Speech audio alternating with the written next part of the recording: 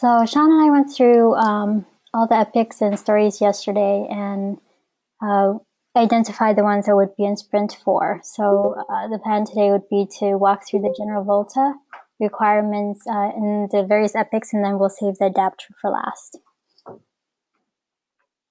So I'm not quite sure what format you guys are used to. I was thinking we could go through each of the stories and make sure that they're staffed and that we have appropriate story points just to get started. Does that work? So starting with Good. VOLTHA Backup and Restore, VOLTHA 84 is around a mechanism to save immutable cluster configuration for backups. It looks like this story is in progress and is staffed. So I guess the question is, or I guess the comment here, if we look at schedule. So just to make sure everyone is on the same page. Sprint 4 started on August 1st and is expected to end in 2 weeks on 8/14. This is our feature freeze, which means no new code or features at that point. And then the week after will be integration.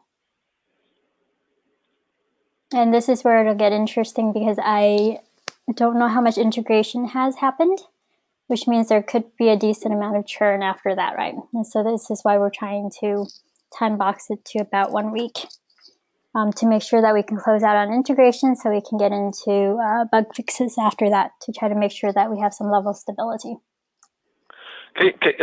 What does integration do? I mean, is it integrating with the ONOs? What is the scope of integration means? I don't know if everyone has been getting their components together, doing end-to-end testing, right? Okay. So has all the code been committed? Have people been doing integration testing with the various components? So at this point, does everything work together? Okay. And that probably including the radius, AAA, the DHCP related stuff, I guess.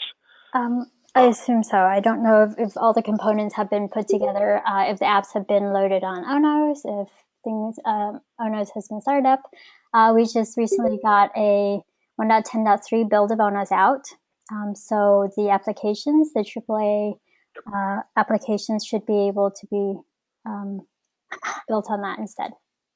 Yep. Okay. I have to. Hopefully, there's a story in there somewhere about that now that 10.3 is released. I don't see a story around getting the apps on 1.10. Yeah, we're gonna need that. Okay.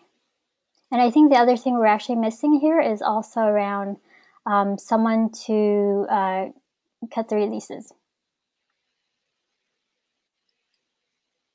So yes.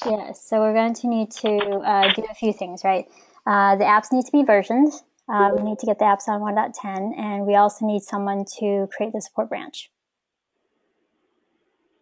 So ideally at feature freeze, we would have a support branch and then make sure everything is integrated. I assume everything is being worked on some branch and that things are getting tested together. But we can work through that part of my understanding soon. So this is, timing-wise, this is the plan. So we'll go through Agile and make sure the stories are in place to get us through the next 2 weeks. But the plan would be, this is it, and the set of requirements that we're working on will be done in 2 weeks, getting us ready for a 1.0 release. So we had gone through Vol 84. It looks like it's staffed. And then the other item is a mechanism to save the state of other VOLTHA suite components. There is no estimate for this and not staffed. Yeah, currently has not been assigned. And David, do you know where Sergio is?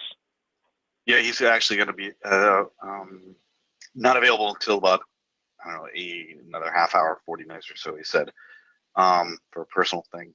So okay. This is unassigned. Can we? Can you assign it to Ken? Yeah, let's give it to Ken.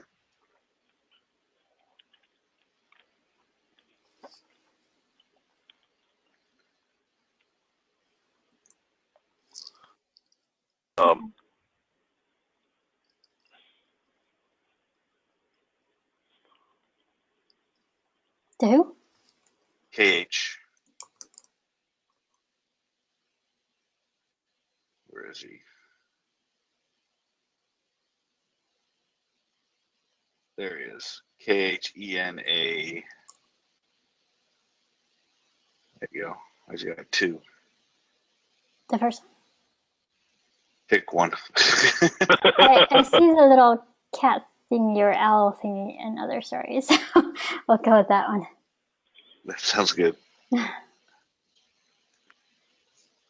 Okay, so can we get Ken to do an estimate? Yes, we can. I asked Sergio, so we'll see if we can get an update on that. Any concerns around getting this done in the next 2 weeks? Not that I'm aware of. Okay, we'll move on then. Pond configuration. So from a story standpoint, there is a lot of story points and stories left here. A bunch of them are in progress. Sirisha, is that correct? You said most of them have been completed. Sorry. Right. I mean, we haven't gotten much support for. Hey, I'm here. Yeah, we've been trying to get all the stuff in. It's pretty much us. We've not gotten much support from the rest of the community, so we've been checking as fast as we can. One thing I do want to mention is that we try to pick up the stories that we think are needed and required for POC 3. That's why I put the ones that are in progress. Okay. I know, Yuan, that you asked me about some of the stories like 221, 222, and 223. The reason I did not update them is because it was blocked by another story. But I went ahead and changed the scope of the story because there is one part of the update that doesn't work, and so I wrote a separate story for that. And so that we could actually go ahead and close these stories because these are already done. 221, 222, and 223 are done, but there is a deficiency in the core database support that doesn't allow us to update certain references because we don't know what it's changed from. The current proxy framework doesn't provide us for, what the old value was when something is changed. So there is another ticket raised for that. It is 314, goal 314. I mentioned that in the stories as well. So I just need to confirm with the developer. Nikolai is the one who actually made these stories. So I'll be updating these to done today, 21, 22, and 23. And I wrote a new story just like a few minutes ago, which is, let me give you the number.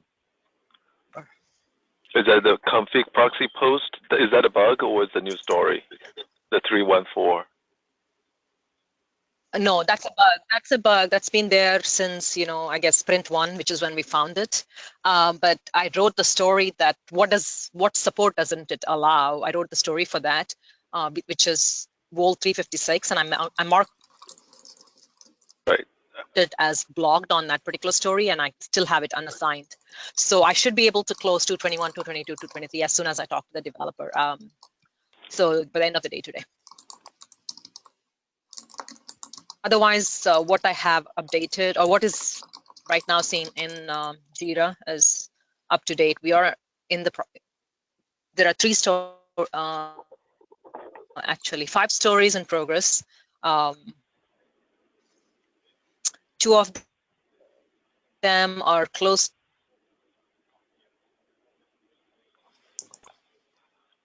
to about done, and in fact, one of them we've already submitted code.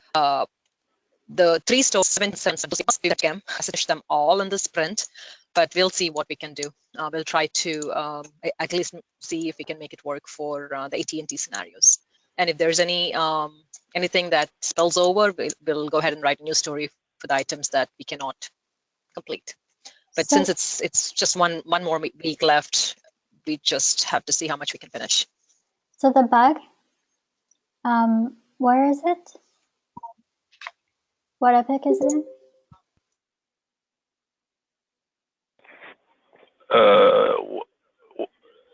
Yuan, are you asking a question? Oh. 314. 314 is the bug, yes. Yeah, what epic is it in? And this created July 18th. Yeah, she wants to know under what epic is there. So there's an epic tag. VOLTHA core. Right. Because there's some, it's tuned. Right now there is no cycles with the team to look at it. So as this bug is fixed, we won't be able to fix the reference updates, but I don't see the reference updates to be that important because we are just supporting XGS pawn, and in XGS pawn pretty much all these objects are kind of, you know, one-to-one in the stack, except once we create them, we don't want to really move them from one. I mean, so just to clarify, is there a requirement that we need to get this issue addressed? 314. We'll ask the product. Sean? First, what I'm saying is, you said that those three is more NG-PON2 related features. Is that correct? No, not really NG-PON2 related. They're applicable. Those three, the way they are written right now, I've written it specific to XGS pawn. But okay. The new story that I just wrote, which is for updating, being able to update the references, that's applicable even for XGS pawn. If you were to like move OINTs, move a pawn across different channel groups and stuff like that, which is where I guess NG-PON2 comes into play. But if you were to move OINTs from one pawn to another, right now you'll have to delete it and recreate it. That's kind of the restriction. Okay. Because we can't really update which pawn it belongs to because of that bug. So if you're able to live with that restriction for POC3, then 314 doesn't have to be fixed yet. But if that restriction needs to be lifted for POC3, then we'll have to think about it. Okay. So I'm writing Ken update because Ken on July 19th wrote on 314 said it's not a bug, it's a feature request. So I'm going to ask him to address this one, see what they can, you know, if that's something they can resolve. If they cannot resolve, then Surisha, so potentially there is a workaround, right? Or some feature. Yeah, the workaround is to leave the content. Well, yeah, you can still support the features. It's just that if you want to, say, for example, move OINTs across pawns, like from pawn 1 to pawn 2, then you have to delete it from pawn 1 and add it to pawn 2. Okay. No, I think that's fine. Because you cannot update the reference. In that case, I think in phase 3, we rarely move the ONT without deleting and recreate, right? At least for our current application. That's right. You cannot update. Yeah. So okay. So 221, 222, 223 may not be needed for the phase 3 and for this POC. Well, again, 221, 22, and 23 is updated just for example, if you want to put the pawn. So I'm going to talk to the developer and move that to done later today. I just don't want to move it to done. Okay. It's a 356. 356 may not need it. That's right. Okay. Okay. Right. No, I think that's a good approach. It's your call whether it's needed or not. Okay. Okay. No. I think I'm fine. I understand now. And then I think I'll confirm that with the operation. Okay. Okay. Thanks. And then it sounds like So so we still have 4 go stories. ahead, Yuan. And what I heard was they may or may not be completed. So from a priority standpoint, do we need to recognize what the priority or identify the priority of these? So for example, Sean, is there anything in here that you can't live without? Well, all right now, it's the screen you're showing. We need those. It's the new story. So the way Felicia did is she created a new story, and that new story is basically means you need if the ONT right now is in pound 1, you want to change it to the second pound port, you have to delete and recreate the pound. And I think that kind of the function actually is acceptable today. So 356. So 356 is the new storage you create to support that more. You can move the ONT to the different pound without reconfiguring it. I think that's right now I'll treat that as an enhancement. So if we don't have that today, I'm okay. But all the stuff listed here right now, we need those, and then she is confident all of them will be finished this week by the end of this sprint. I'll try. I can definitely say that 343, 351 will be complete. And 221, 22, and 23, like I said, it's already complete. I just need to check with the developer before moving it to done. Okay. 173 and 174, we just started it. We've already pushed the protos. I mean, we're trying to chug as fast as we can. There's only 1 week, and it's a lot of work for these stories. So we'll try to do as much as we can to make it work for POC3. And maybe in the next TST, we'll let you know the status, and based on that, because okay. it's a lot of work for 172, 173, and 174. So, Yuan, does it make is that clear? It is, and that was what I was trying to point out, is there were some concerns around finishing all the stories, right? And so from a priority standpoint, I'm hearing that we need all of them. But I think the call then that we need to make and we'll have to monitor is if 173 and 174 are not done by the end of this sprint, are we willing to hold off the release to include them? But we can make that decision once we see where it's at by the end of the sprint.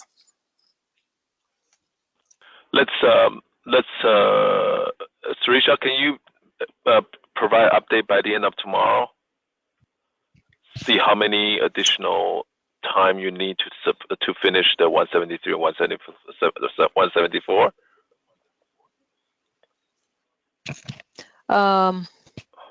How about Monday? I mean. Oh, Monday's fine. Yeah, Monday's fine. Yeah. Yeah, I have something else to finish up tomorrow. Okay, thank you. Yuan, is that okay? We defer to Monday to make that decision? I think Monday or Tuesday. We're meeting on Tuesday, so I'm sure we'll be revisiting these. Okay, so let's make sure.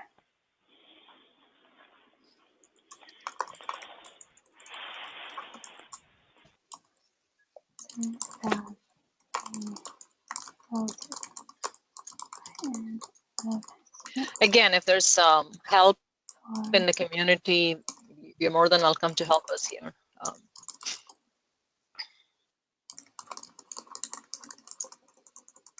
Yeah. So we'll do it at next Tuesday's call. And I'll flag it as something we need to follow up on. Yeah, if either the other vendor community, if you know regarding this issue and you're very familiar with the WT385, you can pick it up, then contact Surisha and then see how you can help. That'll be appreciated. And I do see quite a few vendors on this is active in the broadband forum. So okay, thanks.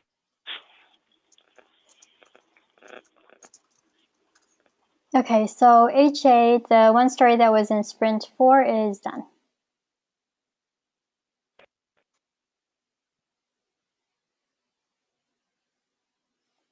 Is there any reason why it's in sprint 4? It's done, right? Done. That one's done. Yeah. I know. Is there a reason why it's in sprint 4? Maybe When was it what's in closed? sprint 3. It was done in sprint 3. It should have been closed in sprint 3.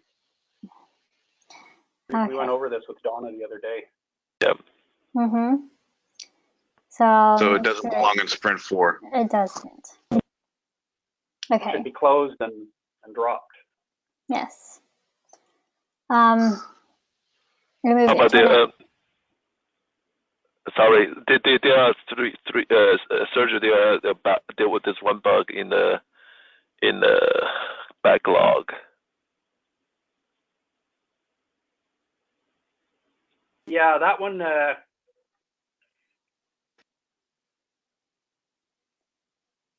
Yeah, I think we're working on that one. Let me take a look.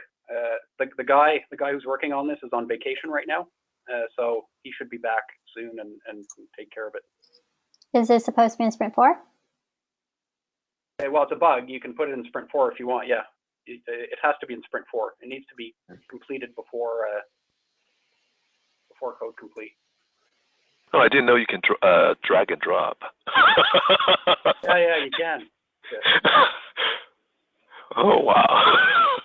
Okay. The next one's all complete, right? Remove. Yep, all complete.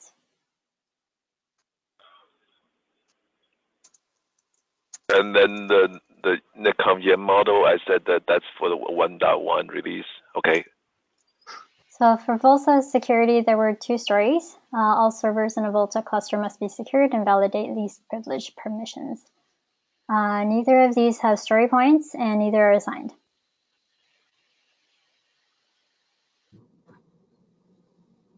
So security was being done by Radisys, I believe. Right. Yeah, so but these are 2 items that we haven't actually signed up for initially, and this is more of like OS level security, not the VOLTHA components. So all other encryption related stuff are done, but not this 2. Can you scroll in the description a little bit? Yeah. You're essentially securing the OS, no root logins, no other user account. So if no one's going to sign up for this, doesn't mean we need to move it to the backlog. I guess the question would be, do we need this for VOLTHA 1.0? And would we release it? So I think the first one, all servers in a VOLTHA cluster must be secured, is probably not necessary. Key-based authentication, no passwords, that kind of stuff. We're trying to do a POC, right? And in order to do a POC successfully, you want ease of access to the servers, not full lockdown. So I would say that one is probably not critical. And Sean, you can speak up if you think differently. And the other one, the validate least privilege permissions, yeah, that needs to be completely locked down for production. But again, during a proof of concept where you're trying to troubleshoot issues if they occur, and the servers are way too locked down to even get around and look at stuff, it's not going to make anybody's life easy. So I think that one can also wait until 1.1 and make sure that it's done for any production deployment. So for trials and POCs, I think we can leave those out. That's my opinion. But okay. Can I make a request? Is at least on the because it will help the field trial preparation. If we know, if we are aware about the open ports, so basically the one Nexus scan, can that one be done? That one actually we ran. Yeah, so all the open ports, we can publish all the open ports. In fact, if you just do a Docker service ls, it shows you what all the ports that are open on the. Can we document? Yeah. So as long as it's documented, I'm okay. Okay. So the Nguyen just move those 2 into the backlog right now. And maybe we should create a new one that says document open ports, right? So that gets done. It'll take, it's just a copy and paste of a Docker service LS, really. Cecile, can you open a new story for that and put it in the Sprint 4? Yeah, I can do that. Okay.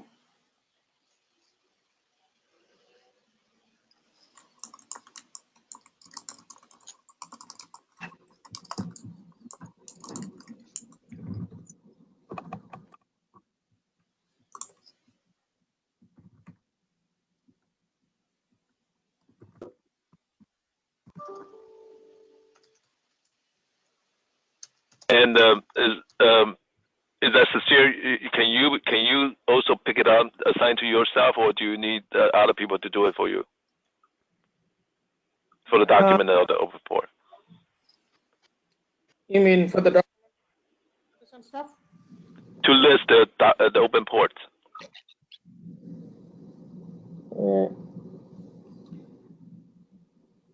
Let me see. Let me get back to you on this tomorrow. Okay.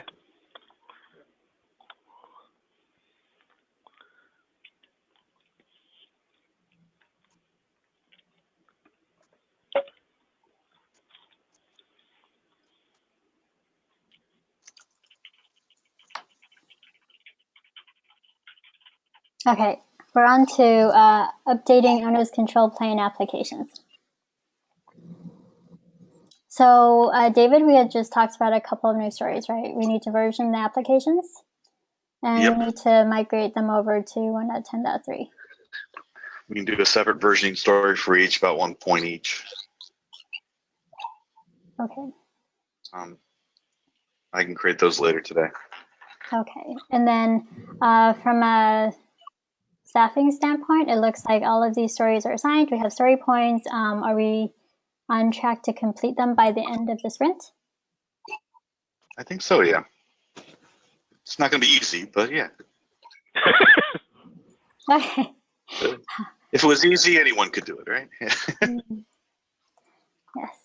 The only question was, do you need help somewhere, or are you blocked anywhere, or do we need to use your prioritization? I think we're good right now. Okay, sounds good.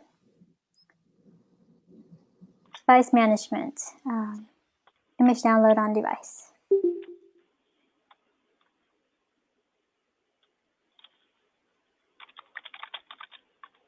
So any updates? It looks like it's in progress. User stories under code review. So That's Lydia, right? Oh yeah, Lydia says on the current. So it looks like we're good. We'll hold. I have a question since I arrived late. Did we get through a bug that was raised on FluentD? Has that come up yet? Because that needs to be in Sprint 4. Which one? It's an issue with FluentD running in clustered mode. It doesn't. Right. We move it. I think we moved that. Is that on the HA? Yeah, no. It was 138. 138. It was done by somebody else. It wasn't done by us.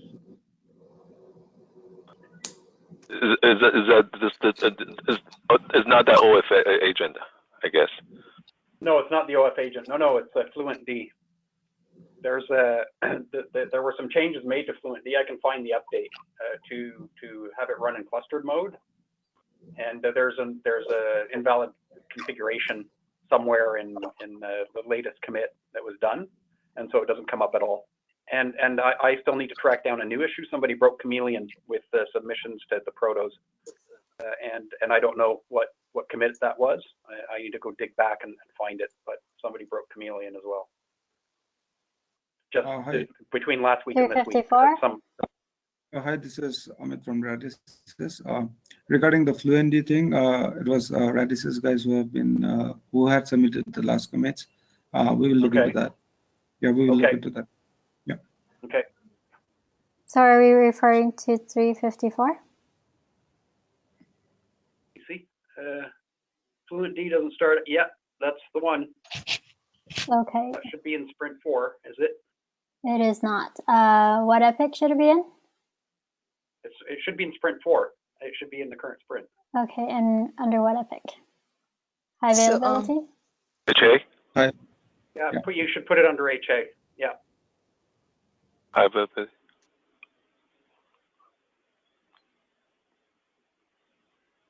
Sergio, just to be sure, the chameleon issue that you're talking about, is that similar to the post issue that we've discussed, or is it something different?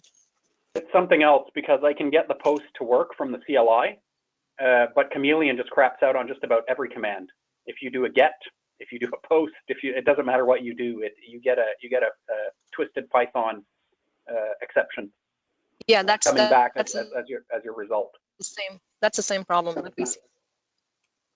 Yeah, Which, it's the same problem that we are so, seeing so, as well. so then it's probably related. So that means that Chameleon is broken because the posts and the gets aren't even getting forwarded to the proxy. It's crapping out in Chameleon Right. before it even gets out. So typically when Chameleon flakes out like that, it's a protobuf definition that causes it grief. So I just need, well, I'll try and go back and see what commit might have caused it, and then I'll try and raise a JIRA about it. But right now I don't know what commit caused the problem because it was working last week. When I finalized the proxy, I tested it and it was working, and I still get the request for the schema being forwarded to the proxy because that's how it displays the Swagger interface. But any command that relates to using that Swagger interface crashes, and it didn't last week. So I know it's recent. I just need to dig through the commits and find out who broke it. So I missed who said they were going to sign up for the fluency issue. Fluentd, yeah, it was Redis. Yeah, I already did it. So I think Okay. we'll just leave that. Yeah. And then the other thing was for the Chameleon issue, it sounds like there's going to be So do we need a FR or something? Sorry? I didn't get that, Sarisha.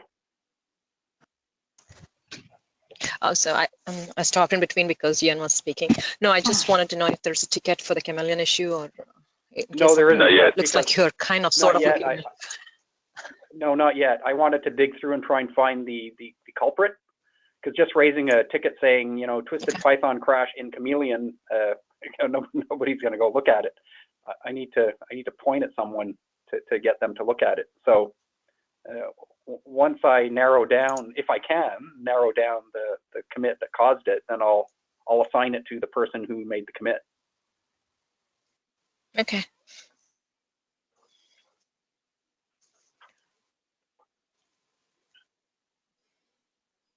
And I'm going to do that by backing some of them out, if I can, and see when it last worked.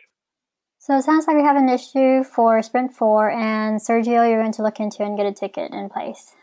We can, at that point, if you can get an email out, and then we can see who is picking that up, and then we'll follow up on that on Tuesday.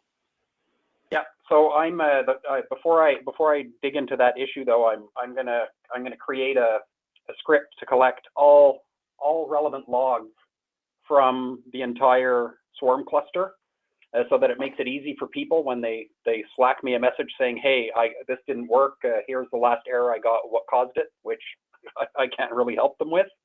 They just push a button, all the log files get consolidated into one big compressed tar archive, and then they can email that to me so that we have every single log that was ever spewed out from the cluster to enable us to troubleshoot this effectively.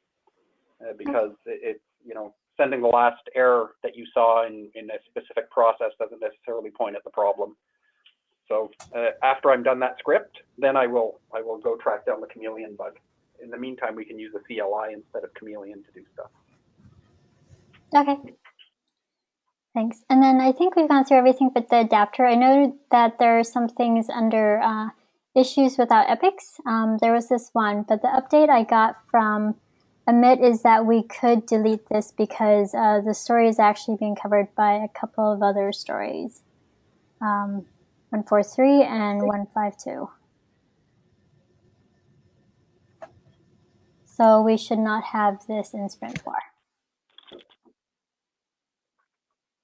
But that should be everything that we currently have in Sprint 4, except for the adapter.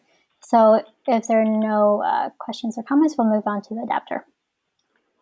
So this is the list that Sean and I had looked through yesterday based upon... I'm sorry, I have one more. Go on. Sergio. Yep. Sorry, Jan.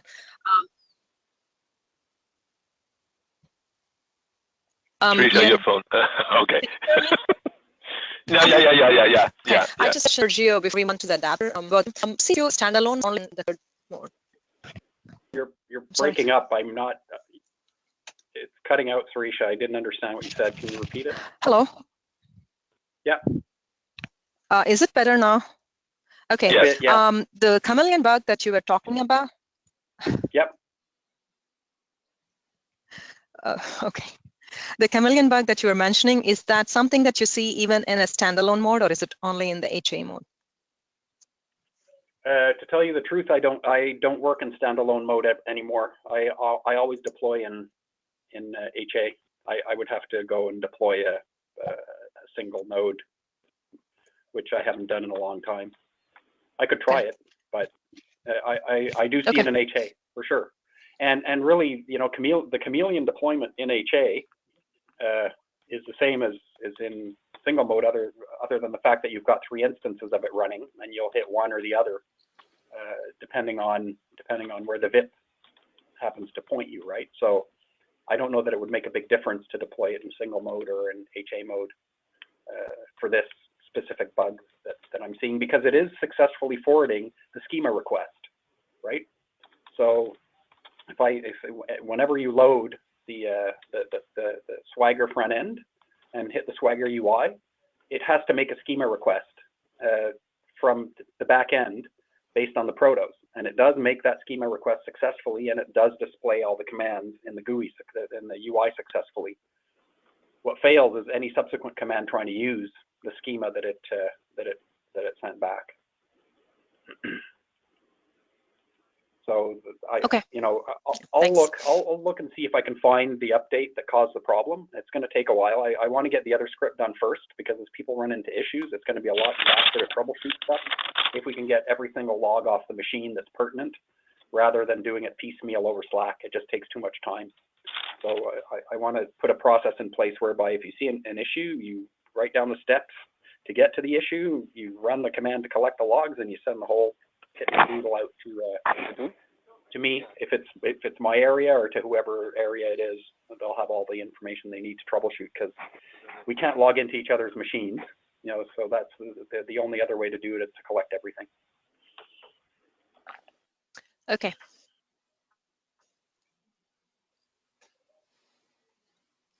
Okay. Adapter. So we took a look at the list of requirements, and then based upon kind of the discussion that other day around basic requirements for the adapter, here's the list that we've identified. So let's take a look through the full list. So the first item is Val 2.4 port release for Edge Core. So there was a question on whether this was actually already completed.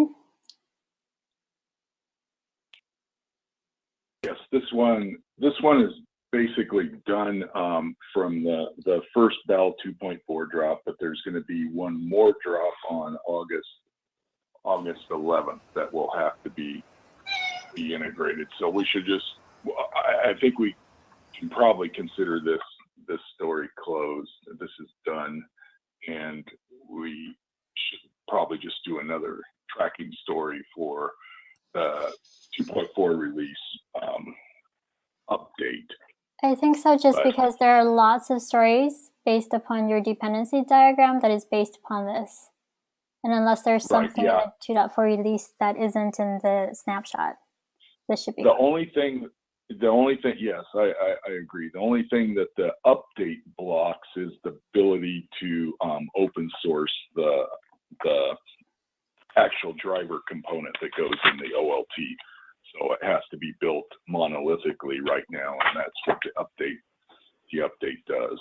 And there's a few more things in there, and we don't know. We'll just have to wait and see when we get it, how much work, how much work has to be redone based on the new drop. So could you close out this story and add the other one? And then since the drop is until 8/11, do we see any issues with getting it resolved by the end of the sprint? I'll take care of that.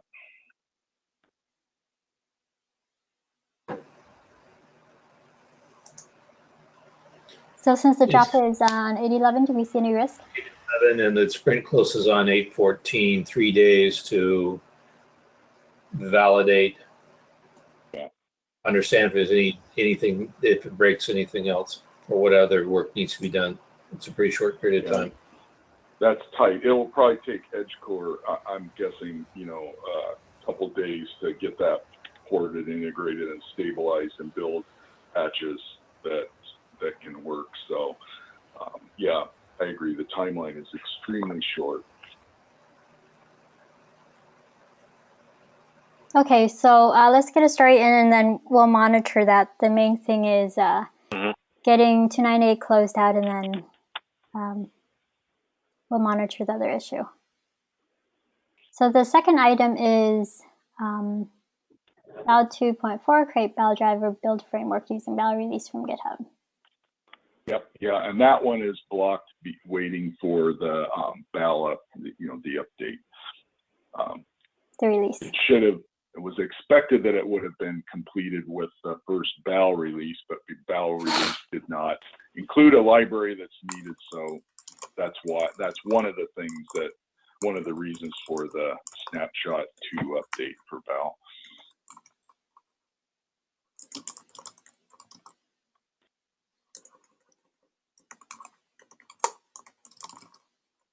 So all these blocking issues cannot be.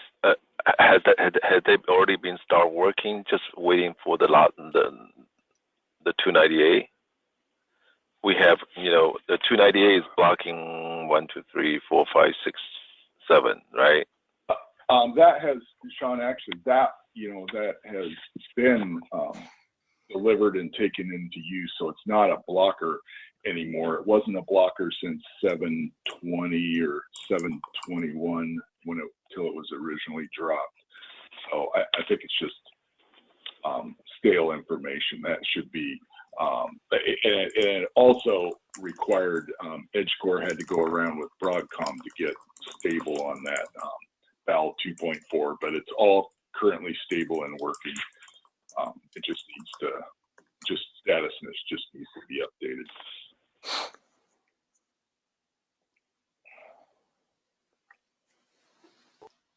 Okay, so what I'm hearing is nothing really blocked by that except 299. And then 260, verified Broadcom SDN PAL application is working on Volt hardware. Right. Actually, I have a question about this. Do we care about SDN PAL? Right. Okay. This was, No. I was gonna comment on that. That was just a milestone holder for the BAL 2.2, since, if we roll back to the time frame this was put in, there wasn't a working BAL 2.2. So that this one can close. It's not a dependency anymore. I'll take care of that, and I'll put a comment in there related with that. And just to add one more thing, I think to add Kim this one, this was not really on the SDN PAL. It's basically on the BAL CLI, and this can be closed. Yes. Okay. Yeah, so everybody's agreeing. Right. That's working.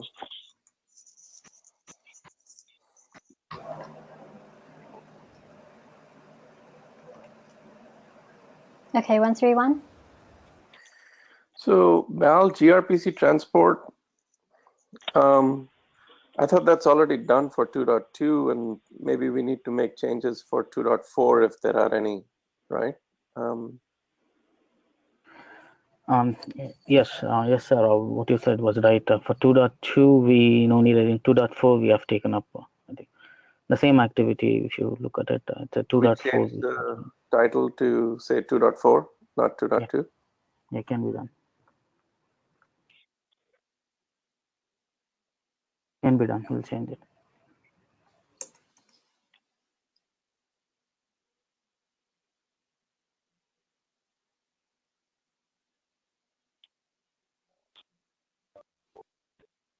Okay. So this one has not complete yet. Is that right? Which one? 131? Yeah. No, right now it's changed to for 2.4, right? Yes, it's in the, Raghu, can you confirm that? It's in the process of being confirmed that it's working with BAL 2.4. Is that correct? Yeah, I think it's working. Testing is under progress. Maybe we'll finish it off in another day or two. Right. So it's well underway. We don't want to mark it as done until, until some final testing here. Okay.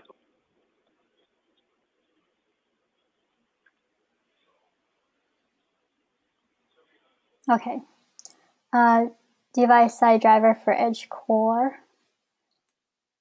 All right. So what 158 would be the open source driver component that gets combined into the OLT. So this is one of the other things that requires the BAL 2.4 snapshot update, so that the driver can be built independently from the proprietary Broadcom code and made available as open source, and also the binary can be combined into the OLT to talk to the adapter. So I'll make an update with just to highlight that, and it has to tie to the new JIRA I need to put in for the 2.2 snapshot 2. I don't have an official number from Broadcom, but once they release it, we'll see what it is. But they call it snapshot 2 right now. 2.4.2.x is whatever that is. Right. Okay. Look at the ticket, right? The ticket, the issue link is blocked by 260, but so 260 right now is closed, right? So. Right. Yeah, it should be tied to a different one. That was the only one we had to tie the new one that you're going to create, right? Yeah, it'll tie to a different one rather than 260. Yes. So we're seeing multiple things that are dependent on the driver, the 2.4 release. So. Yep.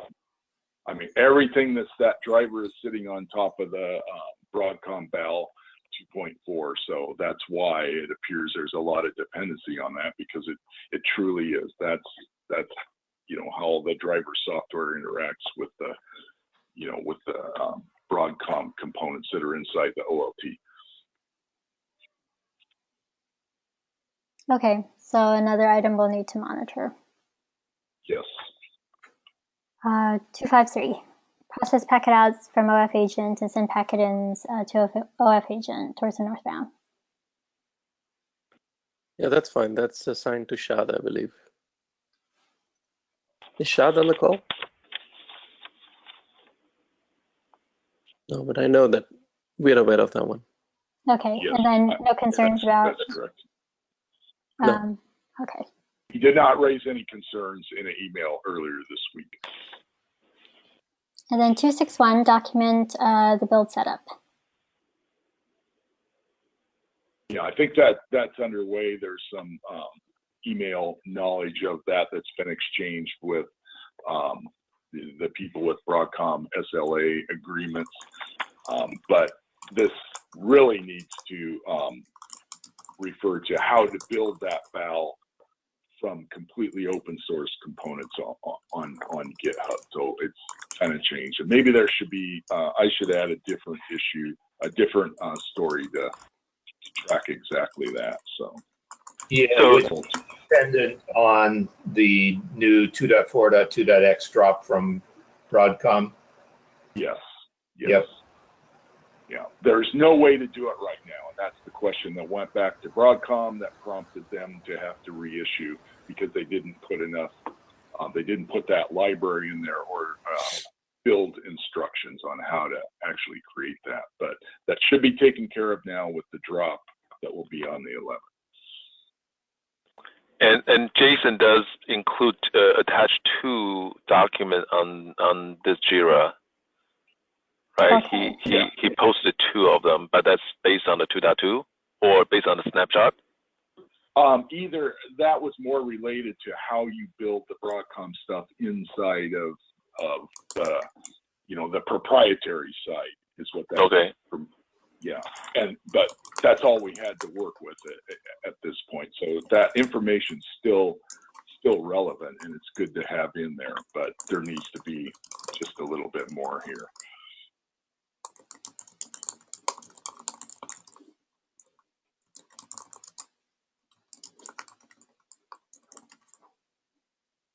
So I think the other thing we're noting is that this needs to be pushed out onto the wiki and out to the mailing list.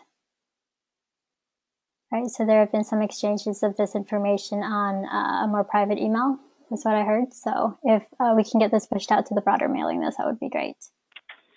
Yeah, but there's still the realities here that, you know, some of the stuff falls under the Broadcom SLAs for the part that goes, you know, it's the proprietary part. So, agreed, but the open source version was what I was referring to. The open source part, yes, definitely the case. That will be put out there, how to build the open source piece, yep.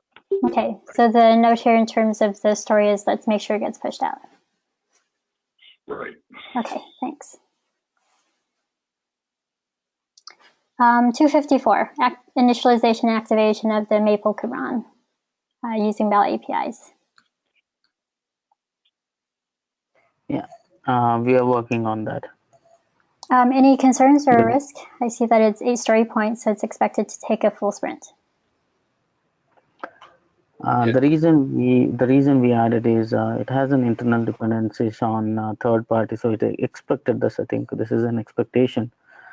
Maybe if it finishes, we will update it. That's what the expectation is. Since if it is in the third party, it might take more days, or else it can go smoother. But is it expected to be done by the end of the sprint? Yes. Dependency on third party, by that you mean Broadcom or Broadcom or Acton? It's on. It's probably on the Broadcom and the Acton because it works with the BAL CLI. We expect this it should go smoother, but I think it's activity on by using the API BAL API. We need to bring up the OLTs too. So it's both basically. Does the BAL CLI use the BAL API? Yes. Absolutely, yeah. It's okay. A thin layer. It's a thin layer. Sorry. Yes. So if they check it there, it's the API should work, right? Okay. Well then, potentially this could be a much smaller story, but yes. Okay. Yeah. If everything works, if everything works, it will be a very small story. But if something blocked, I think it will become a story. That's understood. Thank you. Yes. Yeah. Okay, so I've noted it is expected to be done by end of sprint. Adapter IP address assignment for adapter to OLT communication. Yeah, this one. Why is this tagged to this epic? This should have been moved to a different epic. It was unassigned in terms of epics. So I moved it here because in the sprint review, it was noted as something that was in the adapter area. So I'm open to moving it anywhere else. Okay. All adapters need to do that. That's a common framework thing, and we don't really have an epic that holds just general adapter framework stuff right now. So you just have to realize what this is. This should not be something that's unique to the edge core adapters. All adapters should be able to do this if they use IP address. If they use IP addresses. Would you prefer I move it to VOLTHA core or back to issues without epics? I thought we were going to put that in Epic Core, or in the VOLTHA core. Is Steve Crooks on the call? Yeah. Yeah, we had talked about, well, Sergio, I talked to you about this a while back as well, right? This is something that the core needs to make available to the adapters. All the adapters will need it. Because the IP address is between the core, between adapter communication is okay. So the IP address is between the adapter and the device, right? Correct. So that should be transparent to the service provider, right? That should be internal. The service provider, we only assign the IP address of the hardware device, and that's it. I don't think there will be another IP address we need to assign. Right, and this is where my understanding is. This is where you assign these IP addresses. What we're talking about, and it was identified that all adapters that need this kind of thing, there should be a common library or common methods to be able to do so that. So may I? So every OLT is going to need an IP address to be talked to, and then so VOLTHA itself, or the adapters, they either need to use a common VOLTHA IP and separate port, or I don't know what the. I think it's a configuration activity, right? To configure the IP addresses for all the subsending devices. Yes, so either every adapter needs an IP, or every adapter needs a unique port that can be communicated to the OLT, so it knows how to talk back to VOLTHA, right, to the adapter. So Sean, here, some discussion is going to be required on this, because the IP address you assign to the adapter needs to be within the same subnet as the devices themselves, and that works well if everybody's sort of in the same subnet and you manage a single pool of IP addresses, or you can manage a pool of ports and have a single address used for communication. Sergio, shouldn't this be the IP address of the VOLTHA core container IP? Well, yeah, if we use ports, you could use the VOLTHA core's container IP address. But once we start breaking, we need something that's a bit future-proof, future. When we start breaking the adapters into their own containers, then the VOLTHA's IP is no longer going to be a valid IP to use. It's going to have to be the container's IP address, right, within the swarm.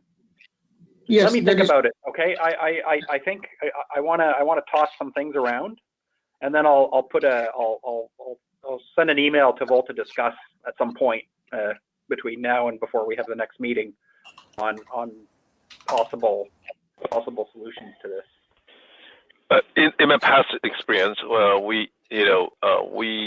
if the device has required assign 2 IP address, it's totally unacceptable within AT&T.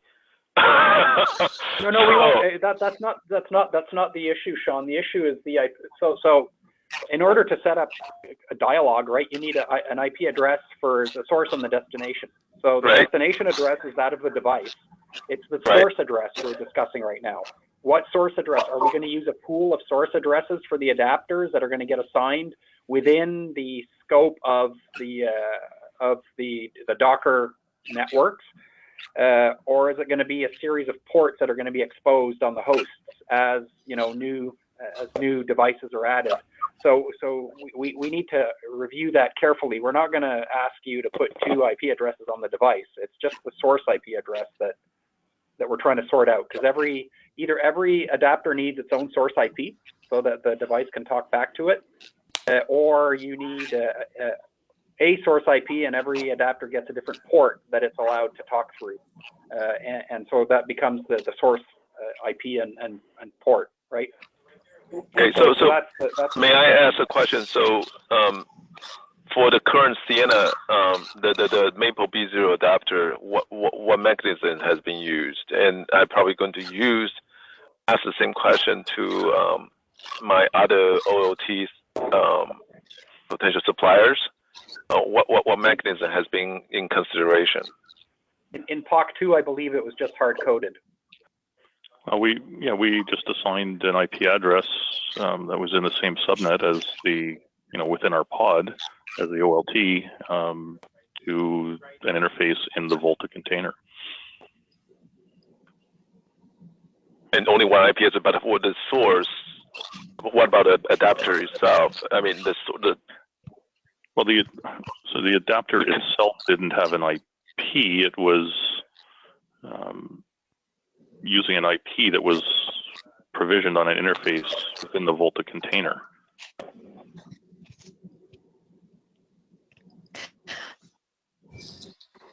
Okay. Hey, can you hear me? Yes.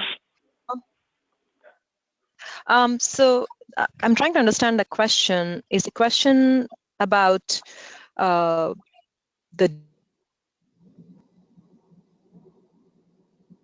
device's IP or, the adapter's IP? Today, the adapter runs a core, right?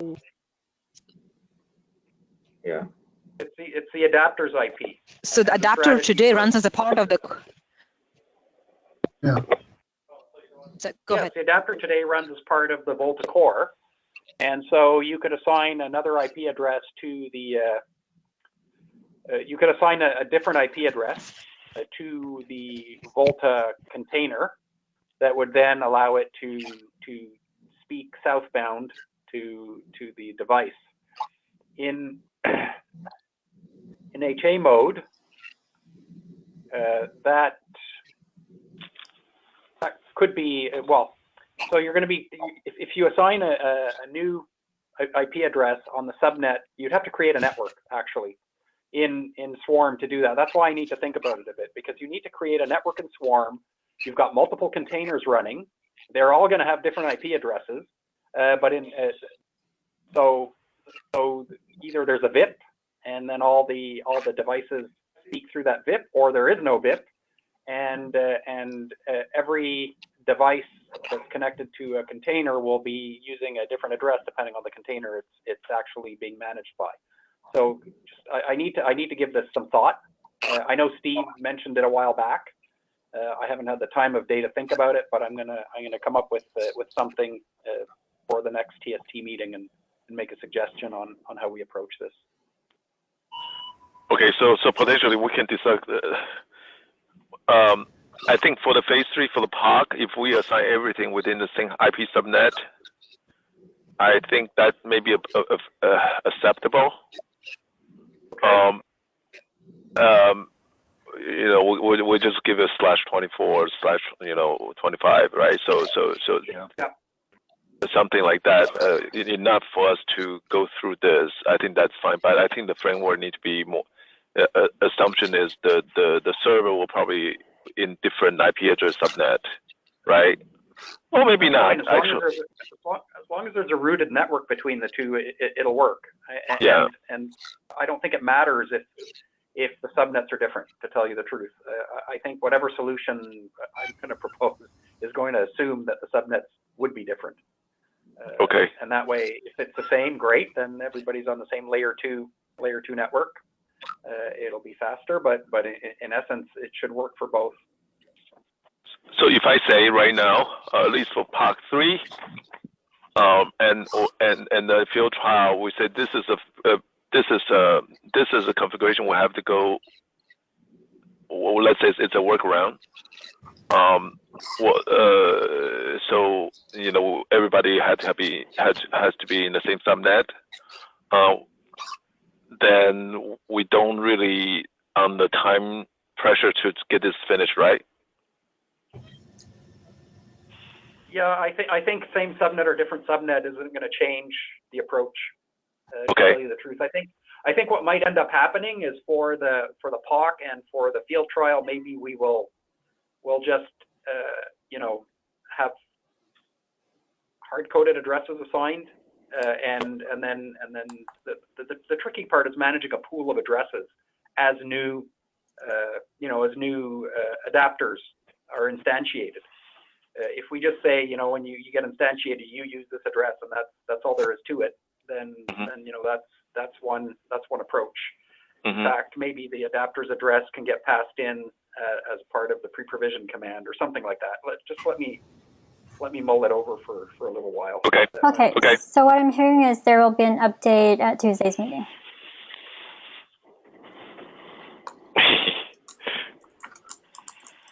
No, I don't think this is a Sprint 4 time frame item. No, but I think Sergio will provide some suggestion. I think this is more how do we implement, how do we work without or just recommend the approach for the park and field trial. That basically it. Could be just right, a documentation. Yeah, that's a separate documentation thing. But the point is, should this story be in VOLTHA 1.0 Sprint 4? Are we going to have something address this by the end of Sprint 4? I say no. No. So let's move this one to VOLTHA Future. Yes, VOLTHA Future, right. Everybody agree?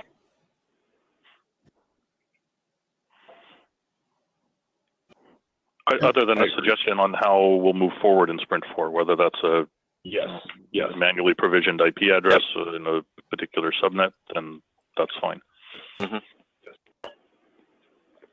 Good.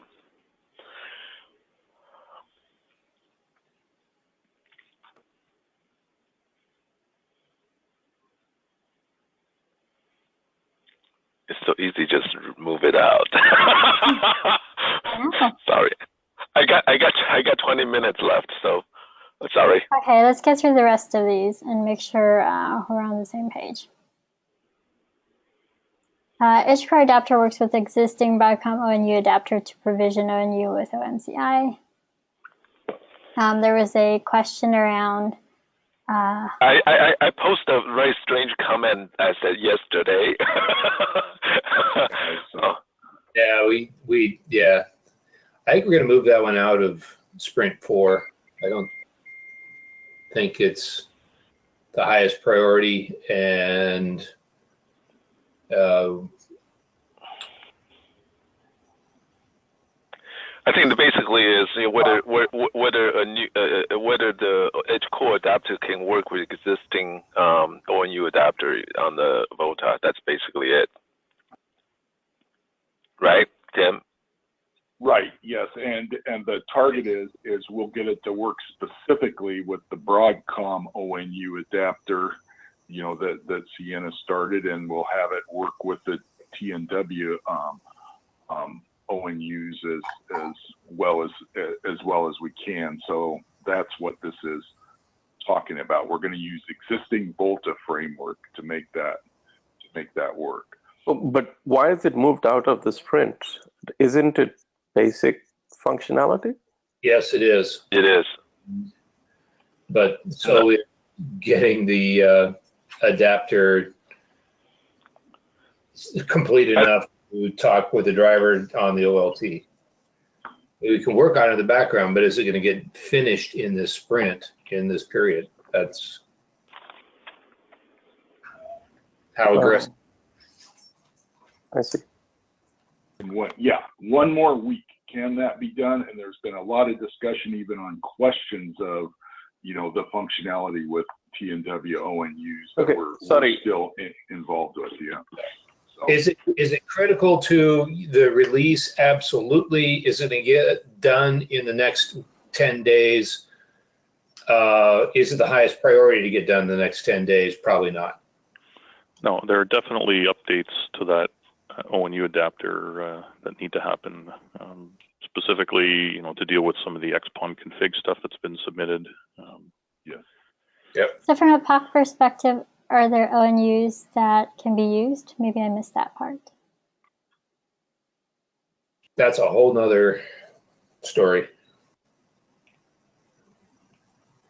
Yeah, there's not enough time to discuss that. we had a lot of discussion of that earlier today. So. Okay, so going back to this, I heard a comment that this is needed for the release. Yeah, 2 weeks. So if it's not in the release, right? If it's not in the next 2 weeks, it's really not. Let's put it back to sprint 4, and if not, if they cannot verify it, then we find a solution for it. Well, hold on. It's needed for POC 3, right? It is needed for POC 3. POC 3 is different from the release, right? There is some. I know the adapter was moved out of VOLTHA 1 proper. I mean, this is going to have to be a similar item. We're operating on the assumption that at the end of sprint 4, we're going to be feature complete on this adapter. And so anything, I think that's the goal. Hold on. When does sprint 4 end? Next week. 14th. So didn't we talk about August 31st? Not for sprint 4, but the adapter work for basic functionality, we said end of the month is good enough, right? Just before the POC start. So why are we tying ourselves to August 14th? Is it just in the sprint planning? After August 14th to August 31st, we'll have just an adapter only sprint planning? Is that the idea? I think that we're reserving some time. They're reserving some time for the integration and also bug fix. So potentially, we can once we verify the ONU. If the ONU that does not come out, we can treat this as a bug fix to make it in. Would that good? I mean, if we want to follow. I'm saying very likely there'll be active development going on between August 14th and August 31st. Yes. Not just bug fix. It's going to be active development for the adapter. Right. If you look, I We'd mean, have to do a separate release. Right, we'd have to wrap up VOLTHA 1.0, and then this would come in as a 1.1. Yeah, that's always what I've been saying, right? But I think the question I have is, do we have enough time? Right, so we have the POC starting on 9/11. So what else is left?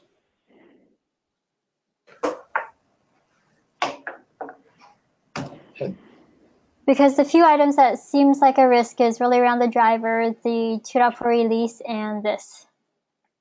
Most of the other adapter things seem to be working out pretty well. And I think what we're kind of saying, the things that are down here in the backlog are things that aren't quite going to make it right.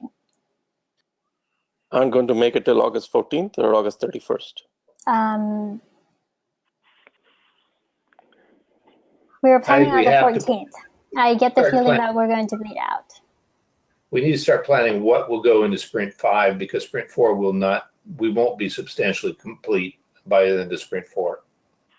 We get the drop from Broadcom, the second drop from Broadcom on the 11th. We're not going to be substantially complete on the 14th.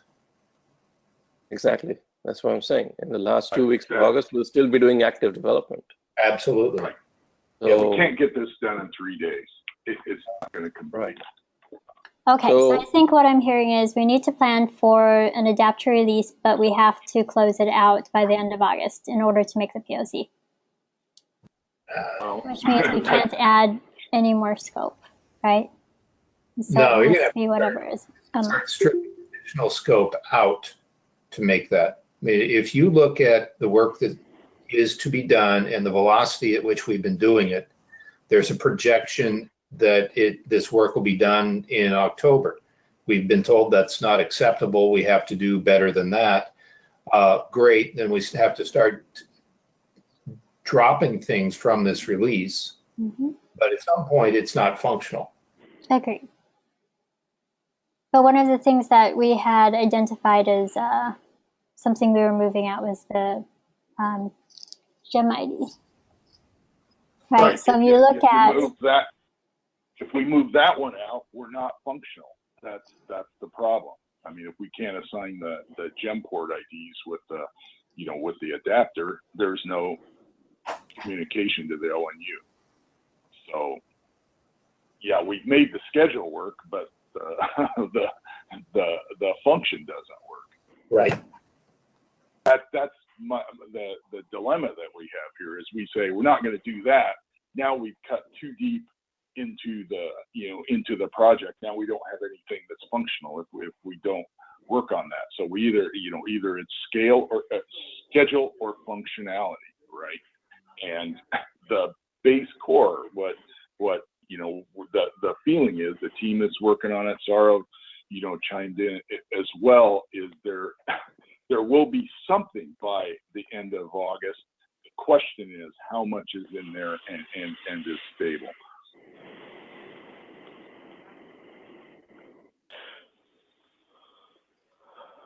I look at the schedule, right? So I think so. Basically, August 14th and 21st, the integration sprint, right? And August 21st to 31st, bug fix hardening. At least for the adapter, can we actually have sprint 5 all the way, so sprint 4 and next week, and then we have a sprint 5 till all the way through the August 31st. That showed on my on that Gantt-like view is effectively that. So in September you can begin the integration and bug and all of that.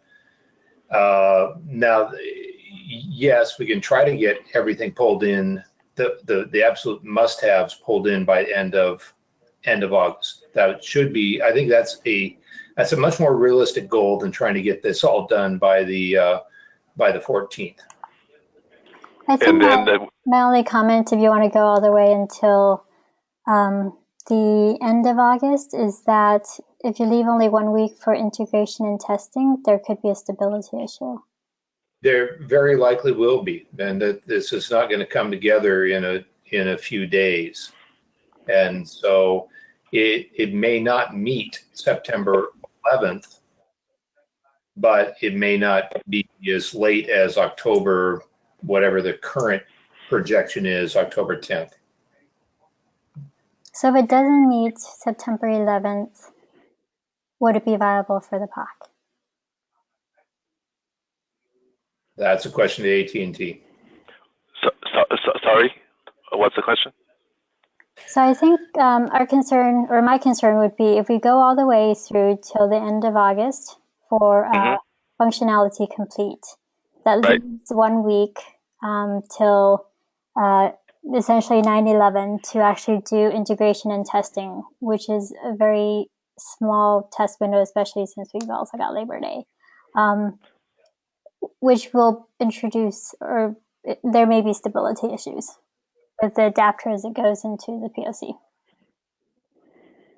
Well, that's the world we live in, I think. Otherwise, it's it's either risking stability issues or risking nothing. I mean, nothing's going to be available. So pick your poison. Okay. Right? So let's go on. If we go with that, what do we consider basic functionality? And that's what we were trying to list out over here. That's what I thought we were doing, but I didn't realize that we were doing it for end of next week. I think we need to. So we listed out this for basic functionality from the standpoint of what we had noted, right? The AAA, DHCP. I think for this one, we need to move out the IGMP and multicast, because right now it's got a very low priority. Right? And then the other things that I've heard that may come back, and this is where I think we need to discuss with Sean, is the Gemport ID work.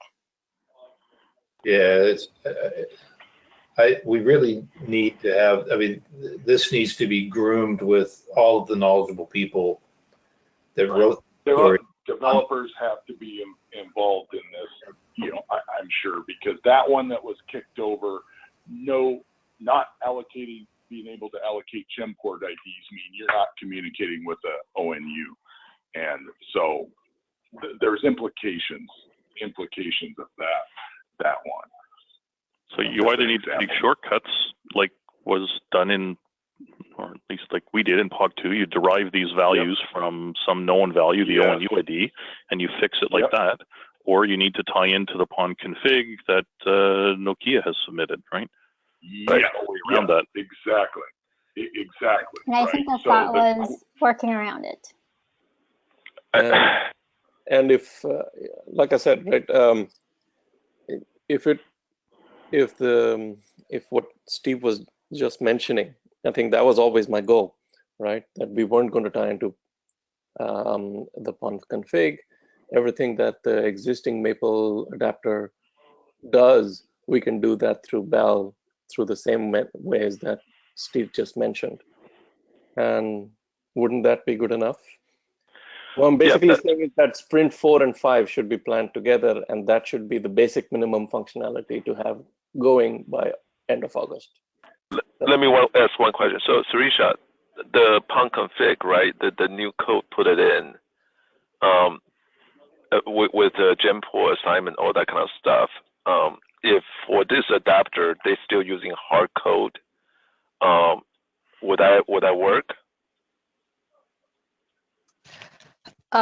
It depends on what is hard coded. I don't know. I cannot answer that without looking at what is hard coded. I mean, it's up to you, right? If you're okay with the hard coded configuration, then I mean, it's more of your call than mine. For this adapter, I'm willing to budge. But I need to talk to AT&T folks before I make any commitment. But it is on the table.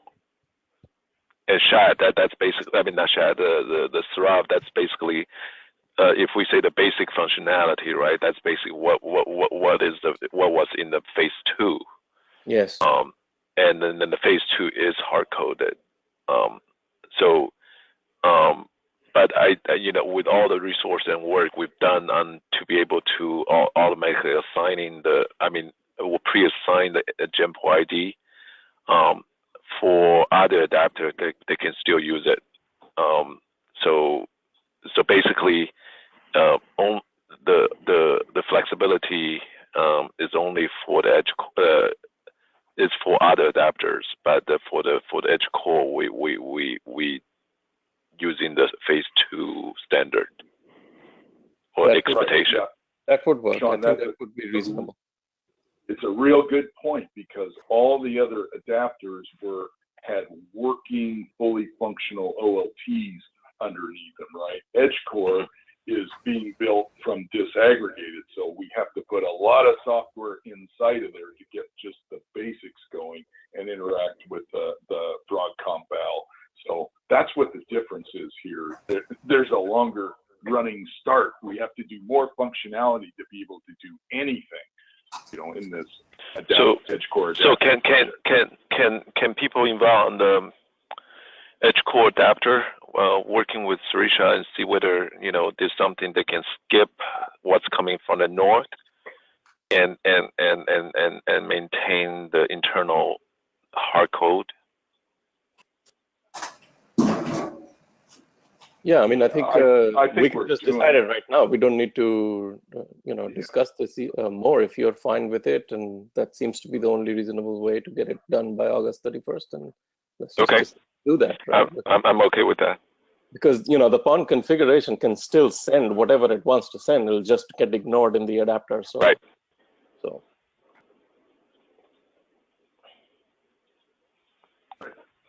Okay. So I need to move. I need to host a call. It's 9:30. Okay, I think let's just get through the rest of these real quick. All packet-ins on the southbound. And then the adapter needs to accept PM configuration. I think we said that was low priority. Lower priority on this list, and then adapter should work with ONUs on multiple PON ports was also a lower priority. Yeah, I think in a couple of those, we'll probably get them for free. There's no work to be done, but if they're low priority and we get them, that's a bonus, right? So yeah, I would say even move it to sprint 5 or move it to backlog. If it's low priority, then move it. So I think this one, there was no work needed. It seems like it's just testing. So I think this array should be closed and it should be added as part of validation. This one, yeah, I think it would be nice to have. So sprint 5 sounds like a good thing. This one is done. Is this the case? Go ahead. Yeah, go ahead.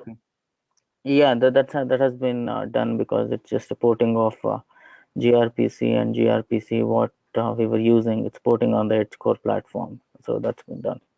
Okay, so I'll remove that. So what I'm seeing is the few things that may spill out to Sprint 5 would be the 2.4 release, the driver impact to it, and this work with the ONU adapter. Well, I think we need to make another pass through the backlog and make sure we didn't miss anything else that is absolutely critical. Please review that and then send out an email if there's anything that we'll need to discuss, and then we'll handle it via email, and then at Tuesday's meeting we can further discuss. Okay. Great. Thank you very much. Okay. Yep. Thanks, everyone. Thank you. Bye. Bye. Thank you. Bye.